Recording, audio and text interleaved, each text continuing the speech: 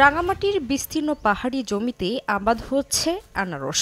আগাম ফলন ঘরে তুলতে পরিচর্যায় ব্যস্ত কৃষক। এপ্রিল থেকে জুন পর্যন্ত আনারসের ভরা মৌসুম, কিন্তু বেশি লাভের আশায় জেলার অনেক কৃষক আগাম আনারসের চাষ করছেন।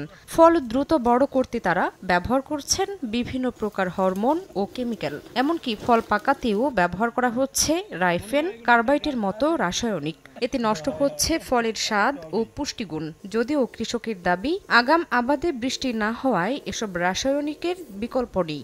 করলে 1 মাসের ভিতরে ফল আসে, আসার পর তারপর আমরা এটাকে আবার ভিটামিন করি। এই এখন যে করতেছি, ভিটামিন করলে ফল পরিপক্ক আসে। আনারসগুলো ছোট, সেই জন্য একটু বড় করার জন্য ভিটামিন প্রয়োগ করতে হয়। ফরমালিন ব্যবহার করা হয়, এটা কোনো ক্ষতি না। হরমোন প্রয়োগের প্রভাব বিষয়ে কোনো গবেষণা না থাকলেও ফল পাকানোর ক্ষেত্রে নিষিদ্ধ রাসায়নিক ব্যবহারের ক্ষেত্রে নিরুৎসাহিত করার কথা জানায় কৃষি বিভাগ। নিউ সানসিল্ক ব্ল্যাক শাইন, নজর কাড়া শাইন চুলের নাম্বার 1 চয়েস।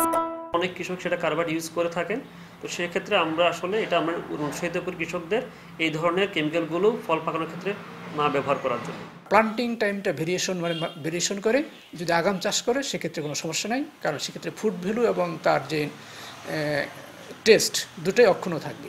কৃষি বিভাগের তথ্য মতে রাঙামাটিতে এবছর 2530 হেক্টর জমিতে আনারসের আবাদ করা হয়েছে, যার মধ্যে আগাম আবাদ করা হয়েছে প্রায় 1000 হেক্টর জমিতে। সময় সংবাদ, রাঙামাটি।